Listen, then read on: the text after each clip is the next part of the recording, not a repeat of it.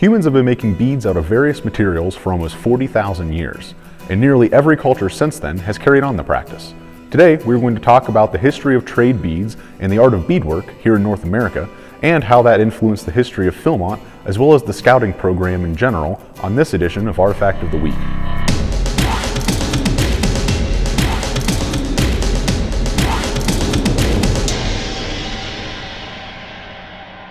The earliest man-made beads were constructed of stone, precious metals, or bone. Here in North America, before European involvement, beads were commonly made from gold, jade, animal bone, turquoise, ceramics, and even polished shell. Upon the first European interventions on the continent, beads made of glass began to take precedence over all other materials. The earliest reference we have to glass beads in the Americas comes from Christopher Columbus's 1492 logbook, which he described his interactions with the native people living on San Salvador Island. To some of them, I gave red caps and glass beads which they put on their chests. Though this is the first reference to them in the Americas, glass beads have been produced by people east of the Atlantic Ocean for far longer than Columbus's time. Egyptians began making beads of glass nearly 3,400 years ago, and some glass factories in Lebanon are still operating after more than 1,000 years. The most famous of all glassmaking societies were the skilled glassmakers of Venice, Italy. Beginning during the era of the Roman Empire, makers in Venice made a reputation for their unsurpassed craftsmanship. By the 13th century, Venice was the world's largest supplier of glass. By the end of the century, operations moved to Murano, as fears of glass furnace accidents that could harm the city of water. For the first couple hundred years in Murano, beads were being made through two techniques. The more common of the two was called winding, where each bead was made by wrapping a molten glob of glass around an iron rod, adding color, and then rounding out the sharp corners to give the bead a smooth finish. The second method was blown glass beads, where the molten glass could be taken out of the furnace, and then the maker would then blow through a small glass tube to achieve the desired shape. Very similar to how glass vases are made today. Both methods were slow to produce a single bead, which had come into very high demand by the late 1400s. To meet that demand, Venetian makers started making beads from long tubes of drawn glass. To start, typically a master glassmaker would take a glob of molten glass from the furnace and roll it into a cylinder, and then attach an iron rod to the end of it. An assistant would then run down a long corridor, pulling the cylinder thinner and thinner. The length of the cylinder and the amount of glass used would determine the size of each bead. Once drawn out and semi-cooled, the long cylinder would be cut into rods about a yard in length.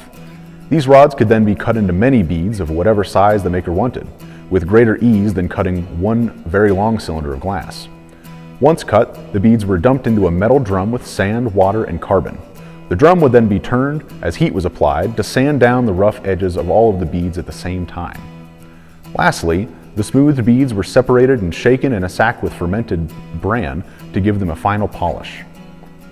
Using this new method allowed makers to produce vast quantities of beads in a short time, but the quality was less than those made one at a time. As a result, some early glass beads can be seen in uneven shapes, varying slightly bead to bead, and even in some cases merged together with one or more other beads. The majority of European glass beads traded in the Americas would be made this way until the late 19th century. By the 1500s, the demand for these beads rose to record numbers for that time. European nations were sending expeditions to the New World looking for new trade ventures, and with each ship, items to offer for trade with whoever they encountered. Cortez brought glass beads with other items to trade with the inhabitants of present-day Mexico in 1519, and Narvaez and De Soto brought beads with them to what now is Florida in 1527 and 39. Venetian glassmakers began outsourcing some production to Bohemia to meet the vast demand from the New World, sending pre-drawn and cut glass tubes to be broken and finished into beads before being sent back to Venice for sale. Skilled Bohemian glassmakers had been making quality glassware since the 12th century. Some of the earliest Venetian-style beads traded with North American people were a decorative variation of beads commonly referred to as chevron beads, but are also sometimes called rosetta, star, or rosary beads. Originally created for a tradable currency in unexplored territories of Africa, chevron beads were made by fusing multiple rods of molten glass around a single tube, creating a star or chevron pattern around the center. These early chevron beads typically had 7 layers. Chevron beads were being traded all throughout the 16th century, but became a rarer item by 1640, when cheaper, more simple beads took their place as a preferred bead for trade. The majority of glass beads traded to the native people by Euro-Americans after the mid-1600s was to acquire animal furs. The fur trade in Europe had depleted most of the supply of animals with valued furs, and those nations were now looking for alternatives in new lands. Pelts of beaver were among the highest in demand, being used primarily to make fine, water-resistant felt hats. Other furs such as deer, elk, bear, and bison were also valued by Europeans for trade. Not all glass beads traded in North America were made in Europe, however. China was a great exporter of them as well. Chinese glassmakers were making round, opaque, wound beads for centuries, and by the 1700s, these beads were being brought by Europeans to trade with people of the Americas.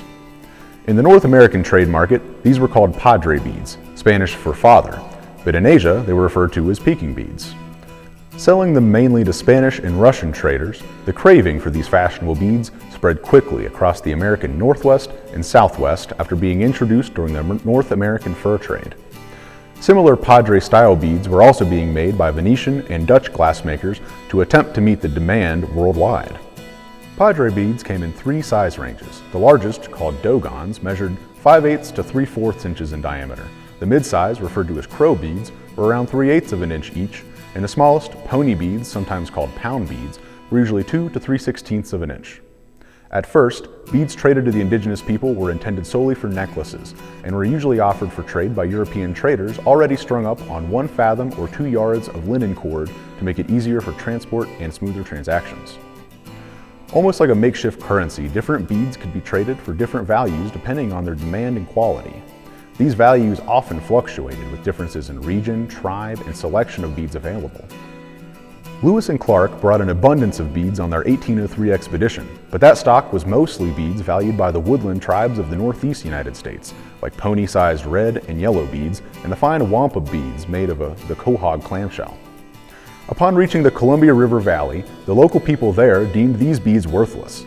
They wanted the blue and white Padre beads that were all the rage in the Pacific Northwest, specifically the large dogon variety. The object of foreign trade, which is the most desired, are the common, cheap blue or white beads of about 50 to 70 of a pennyweight, which are strung on strands of 1 fathom in length and sold by the yard or at the length of both arms. Of these, the blue beads, which are called kamachuk, or chief beads, holds the most rank in the ideals of relative value. The most inferior kind are esteemed even beyond the finest wampum, and are temptations which can always seduce them to part with their most valuable effects. An example of these large chief beads comes from the collection of Elliott Chope Phillips, son of Philmont founder Wade Phillips. These dogons measure approximately 3/4 inch in diameter and are sky blue in color. That's all we have time for this week. Hopefully, this look into glass beads gives some insight to one of the earliest intercontinental trade markets in the Americas. Next week, we will look at some examples of beadwork as an art form and how it came to be on Artifact of the Week.